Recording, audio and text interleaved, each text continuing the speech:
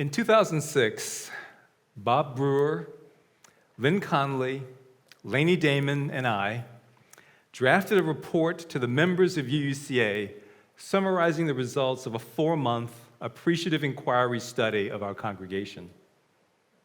This report was the result of 20 study sessions involving 200 members of UUCA. Participants included what we used to call the Social Justice Council and the Religious Education Committee, as well as various social groups like Ins and Outs, the 20s and 30s and the 40s plus. In this report, which envisioned the future of UUCA, we wrote these words, which I'm going to both quote and paraphrase for brevity. Listen to see how much of this imagined future has come to pass. It is the year 2025. A visitor to the city asks, how do I get to UUCA? This prompts as much laughter as the question, how do I get to Peachtree?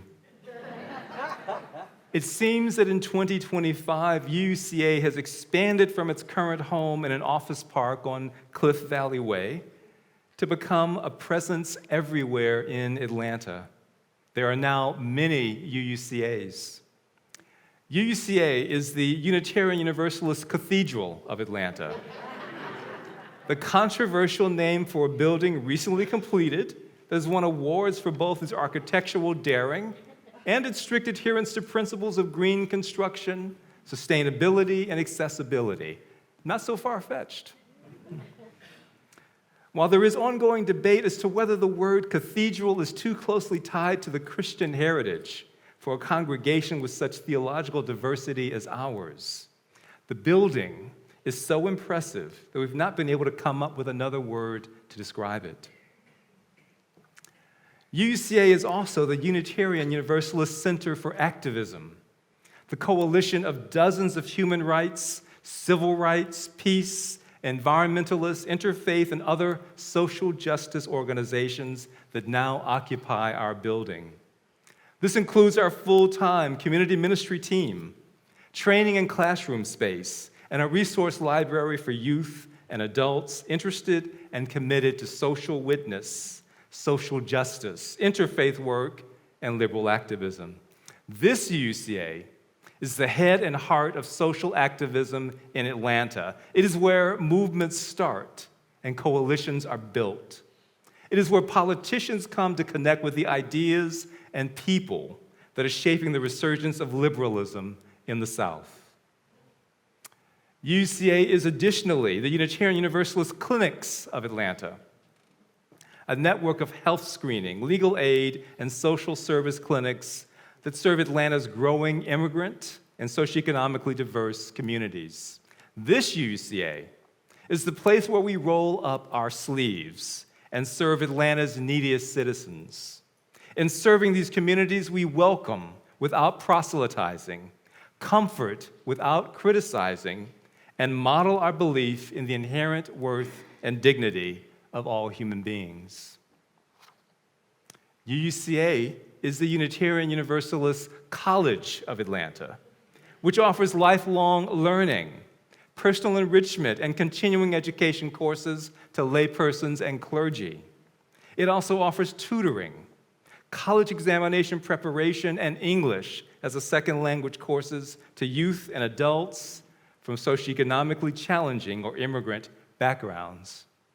Finally, UCA is the Unitarian Universalist Community of Atlanta, a multi-ethnic, economically mixed, intergenerational, intentional community that is redefining urban living in Atlanta. Built in partnership with the Mountain Retreat and Learning Centers, this UCA is a model of sustainability, environmentally sound construction, green energy consumption, community-wide recycling, and accessibility. This UCA is the place where we translate our religious values into a culture of everyday living. Now, each of those UCAs are the wild-ass dreams.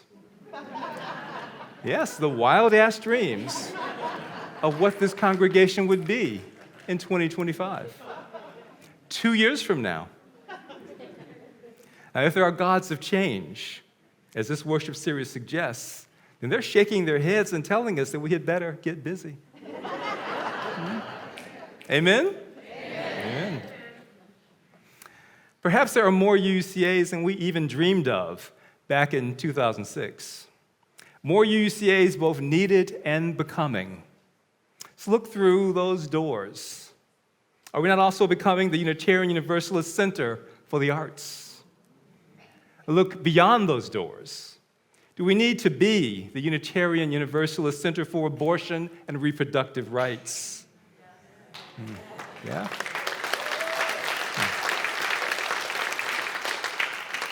More UCAs, both needed and becoming. Now, I revisit this report this morning because I think it will help you understand what Afro-Futurism is. While Afro-Futurism originates in a painful past and a dissatisfying present, ultimately it becomes an alternate vision of the future. A vision of the future that is untethered from what has come before and unconstrained by what is experienced now. More than anything, Afro-Futurism is a wild-ass dream. In this spirit, I want to add another UUCA that was not included in that 2006 Appreciative Inquiry report. This morning, I want to say that UUCA is also the Unitarian Universalist Congregation of Afro-Atlanta. Will you give that an amen? Amen. Now, if you did not say amen, ask yourself why. And if you did say amen, ask yourself whether it was hard or easy to do so. Now, let me be clear about this particular version of UUCA. I'm not proposing an alternative name for the Abundant Love congregation. I wish the best for our sister congregation in the West End, but I'm not talking about Abundant Love. I'm also not talking about the Thurman Hamer Ellington or THE Church, as it was known back in the day. THE was our sister congregation in Decatur. It tried hard, but it didn't thrive in Decatur, and ultimately THE Church shut its doors. But when THE Church was active, something painful happened here at UUCA. A black visitor to this congregation was greeted politely and respectfully, and out of what I can only assume was a misguided attempt to be helpful, the black visitor was told that this was not the black UU Church. The black UU Church was in Decatur, and perhaps they would like to visit there. What a way to welcome a visitor of any color to UUCA. Imagine this is your home, because it is your home. Can you envision saying to a guest in your home, perhaps madam, perhaps sir, you would prefer to visit my neighbor instead of me? Their house might be far more comfortable for you, and they are right next door. I hope it's difficult for you to imagine saying that to a guest in your home, and if it is, it should be equally hard to imagine saying that here. For this UUCA is also your home.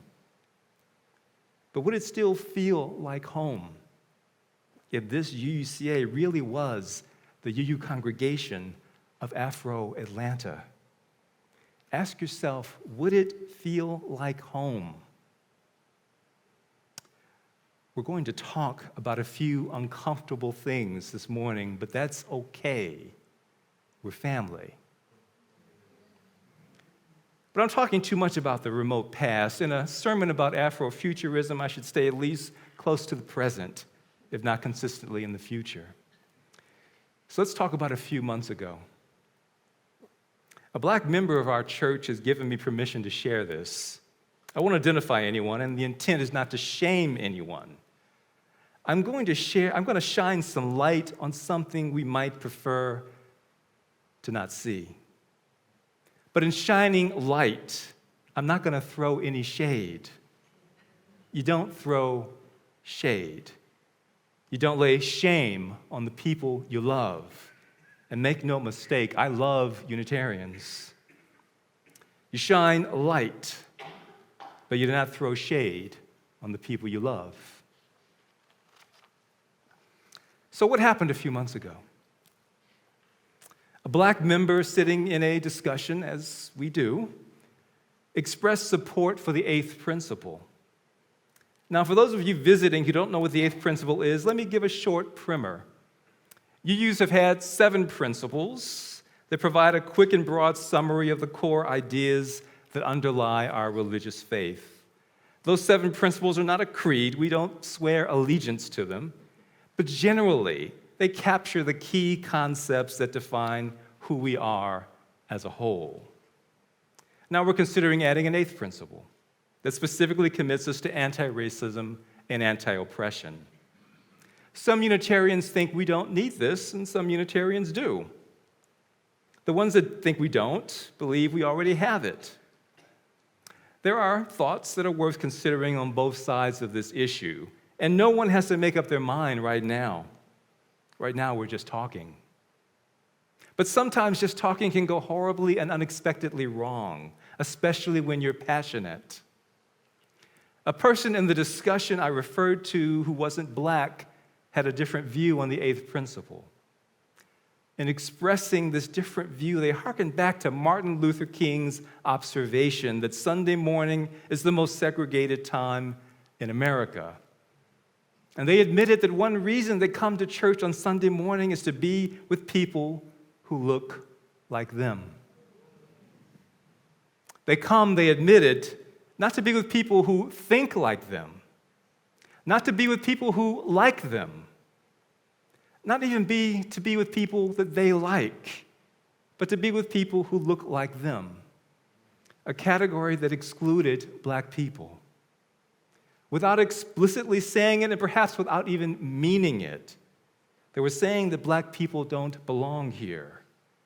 If black people weren't here, what we need to even discuss adding an anti-racism 8th principle. Now, let me repeat. I'm not here to cast shade. I'm here to shine light. But we're all thinking, what a thing to say. What a thing to even imply in a congregation with a heritage and a history like ours. Isn't UUCA, this UUCA, the place where racism and oppression come to die? Yeah. We are the church that disbanded rather than permit discrimination in membership. We're the church that first desegregated Sunday mornings in Atlanta. We are the church that locked arms with the parents of Ebenezer Baptist Congregation in defiance of the Ku Klux Klan. We are the church that cooked for Coretta Scott King in the wake of Martin's assassination. So what a thing to say in a place like this, even in the midst of a debate. But we're here to shine light, not to throw shade. We're here to love and not to shame. So the truth is, we're simultaneously on an individual and a collective journey to beloved community. Where we are on that journey collectively is not always where we are on the journey individually. And so we must love one another even more. While we're taking deserved pride in how far we have come collectively, while we are passionately embracing the vision of how far we will go collectively, while we are supporting and allying with those who are the target of microaggression, whether intended or otherwise, while we're doing all this, we must still love those who straggle behind. When we fling open the door to beloved community, when we cross that sacred threshold, the door isn't going to slam behind us. It stays open for the straggler. It stays open for those who've fallen behind because we have faith that they will get there. If the Afro-future became the Afro-present, it could be uncomfortable for some of us. Some of us are not used to being in the minority. It can be a little lonely when not enough people look like you. I can relate. I can relate to that.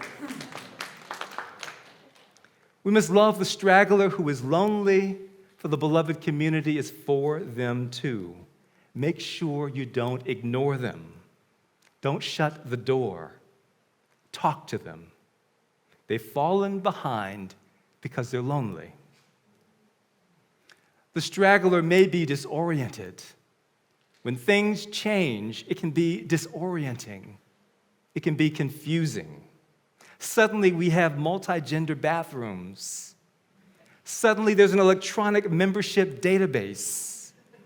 There's a new building that looks nothing like our old building. It can be confusing. It can be disorienting. We must love the straggler who is confused. Don't leave them confused and disoriented. If you know the way, put a guiding hand on their shoulder.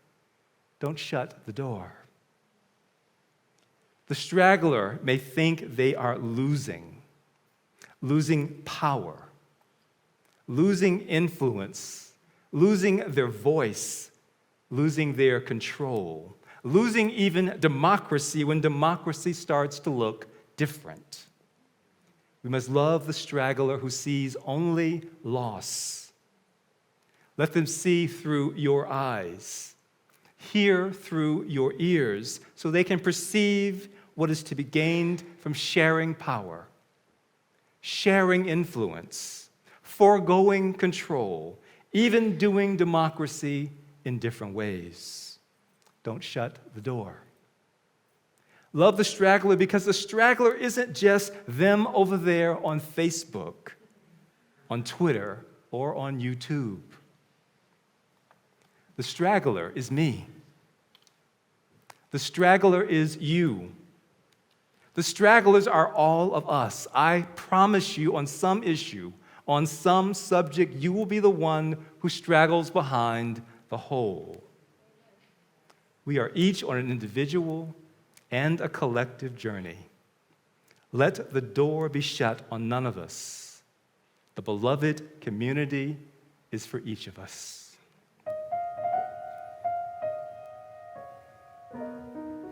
You may not be ready to cross that threshold.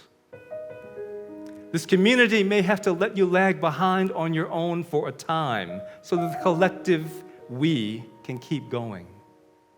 But the door to beloved community is never shut. It never closes on any of us.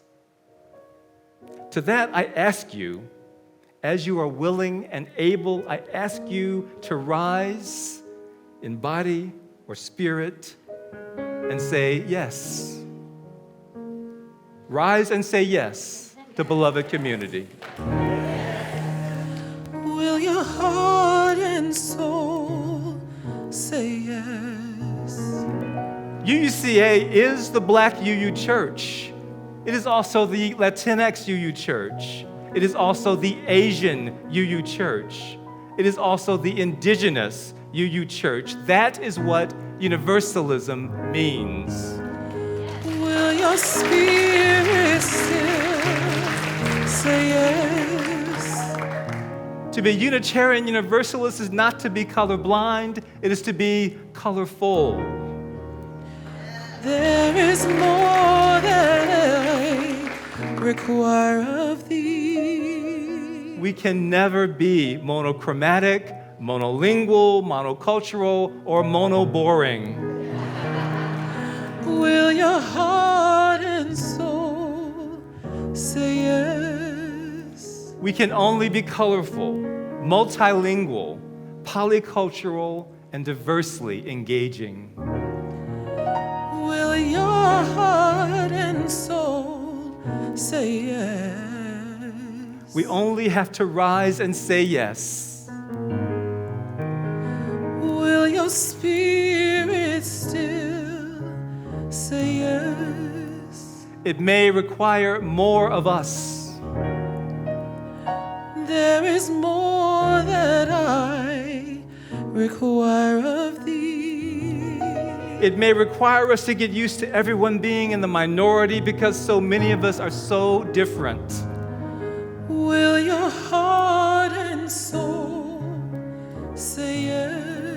It may require us to remember the names of people who don't look like us. Will your spirit still say yes? It may require us to remember to speak to one another as we would to guests in our home, for we are one another's guest, and this is our home. If I told you what I really need, It may require us to speak to one another as if we were family, for we are building a community of deep relationship. will your heart and soul say yes? We only have to rise and say yes.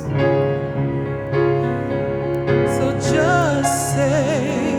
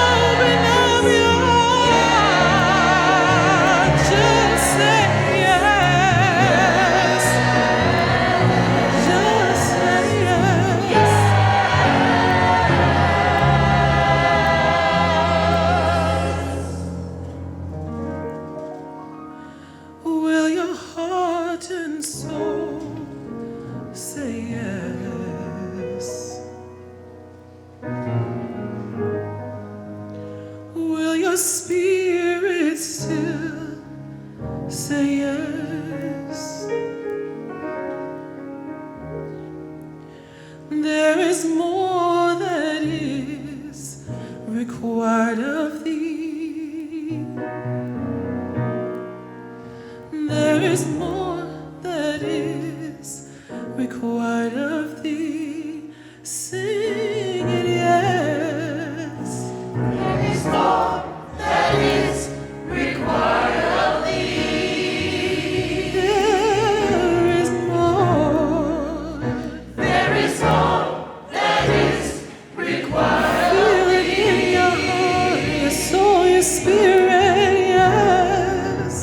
There is more that is required of thee.